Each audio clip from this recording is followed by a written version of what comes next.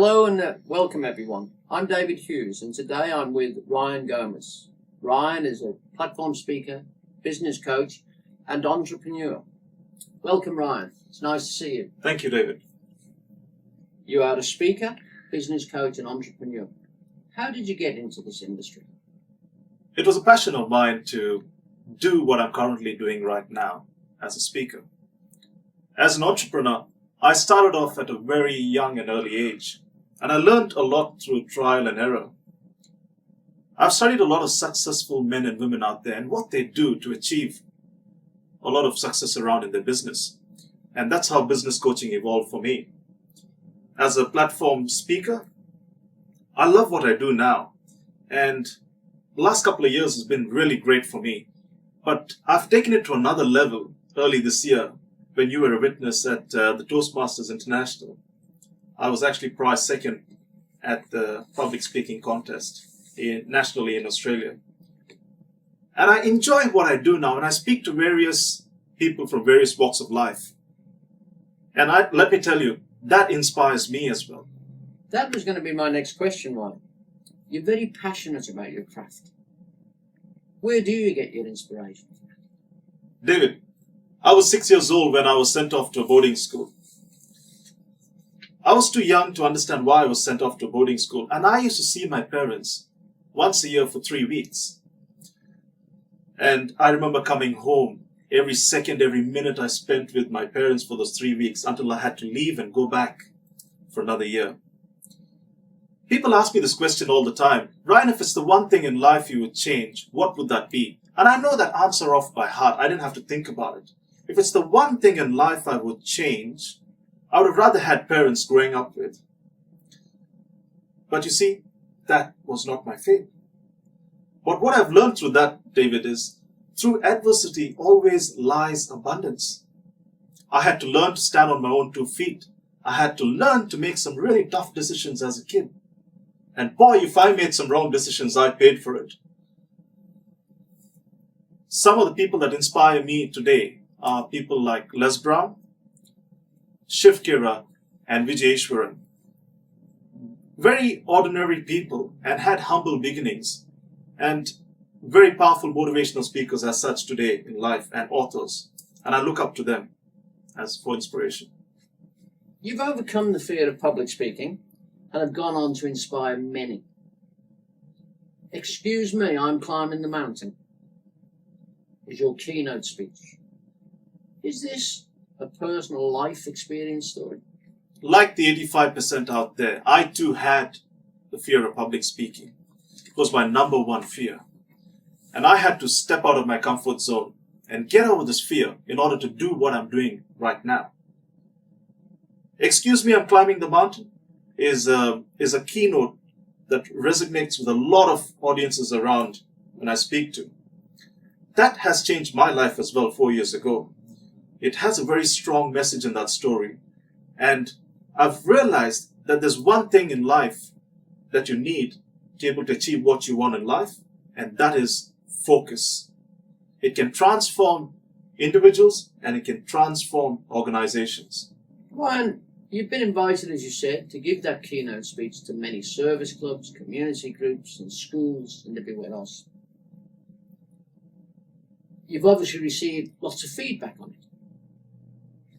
Are there one or two people that you've spoken to who have brightened up your night because you've said what you said? David, I do speak to a lot of organizations currently, and I'm passionate about what I do. I wake up 3, 4 in the morning and I'm learning my craft. I'm learning my art. I'm learning to be good at what I do. Speaking is now in my DNA. It's in my oxygen. I love what I do. Some of the keynote speeches resonated with a lot of the audiences I've spoken to. So much so they have included me in their newsletter and some of their magazines. If you want to check it out, you can go to my website, which is www.ryan-gomez.com, and you can see some of the reviews up there. Ryan, you've tasted success and the occasional failure in business, but you climb back up again. What motivates you to do that? David, I personally believe it's never the circumstance in life that determines the person we become, but rather it's always the choices we make in our life that determine the person we become. I like to say 5 years will come and go no matter what, but what we do today will determine who we become 5 years from today. To me, failure is an opportunity to start all over again and build a stronger foundation. A lot of people live in the past, and we don't have to make the past our reality, because what someone said in the 3rd or the 4th grade does not have to become our reality in life. The past is gone, it's finished, it's not real. I like to say the future is not real either, but what is real is now, this very instance, and what we do with it. Hope is the foundation for all change, but the power is in the present, and that's what I believe truly. What motivates me is to wake up every day and I know I got another day to keep hitting my goals with absolute persistence and focus. That motivates me, Dave. Ryan, recently I've read some of your 4Ps business model. I'm impressed by it, and I know it really works, and you're testament to that. Where did you learn the 4Ps system? David, the 4Ps business model is a strong business model which I have done a lot of research over a number of years, and I've found out what companies do, organizations do to build a strong foundation for that company. And I've realized that purpose, planning, positioning, and process is the key. And a lot of these organizations have a strong system in place, and they follow that system with absolute discipline. But in these ever-changing times and the increasing consumer and customers' demands, companies tend to fall off track. Now, the 4Ps model is designed to help companies put them back on track, to follow their strong system, but also using the 4Ps model can transform their business and take it to another level and be head and shoulders above the competitors. Ryan, if you could achieve all your goals, how different would the business world be? David, would you agree with me that there's a lot of stress in the world today? I would. The key to failure is stress and lack of focus.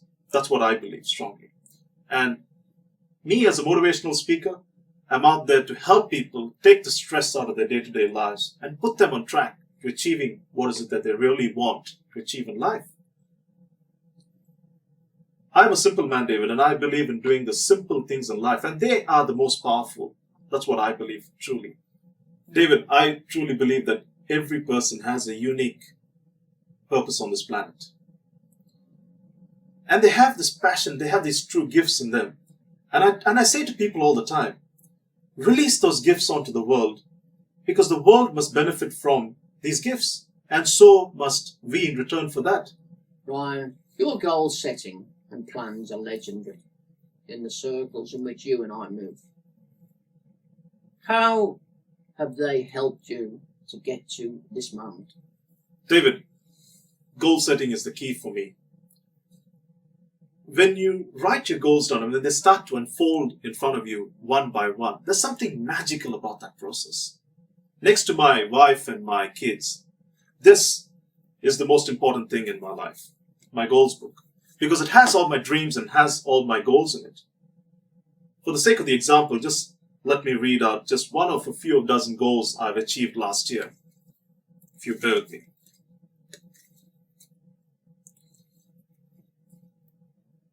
Dated April 23rd, 2008, I will learn to stand in front of an audience and present effectively. I will get certified as a business life coach by December 2011. Now, that's just one of a few dozen of goals I've written down that I've achieved last year. Last year, I was certified as a business coach and life coach. And I never knew that was going to happen. I could not stand in front of an audience and present 3 years ago and do what I'm doing right now. But I had written it down. That's why I talk about magic when you write things down. I've gone on and won a lot of contests with Toastmasters and a few public speaking events. I've attended various organizations, spoken at various organizations over the last couple of years. And early this year, I even came second at the Toastmasters International Convention in Western Australia at the national level, which was an achievement to me. That's the power of writing your goals down. Two keys to that is when you write your goals down, it validates your beliefs. And that in turn validates your actions, and your actions then validate your results. And I like what Brian Tracy says. He says, when you write your goals down, you have a 1000% chance of success. Now, if you don't write your goals down, think about it. It's like this. When you drive out of your driveway, and if you don't have a destination in mind, where are you headed? You don't have a destination in mind. If you have no target, what are you aiming at? So it's a key. Write your goals down. It's very important. And the second key to this is your goals have to be big, or your dreams have to be big, rather. A small dream is not going to fuel you, David.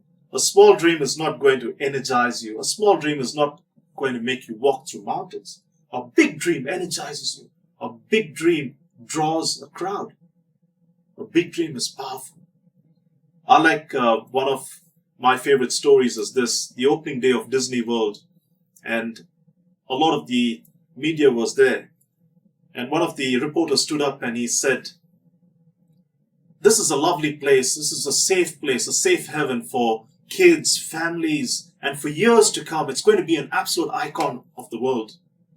And he then went on to say something like this. He said, "I wish Walt Disney was here to see this." Now, Roy Disney was sitting down. Without missing a beat, he stood up and he said, "Excuse me, Walt saw this dream first. That's why you're seeing it here today."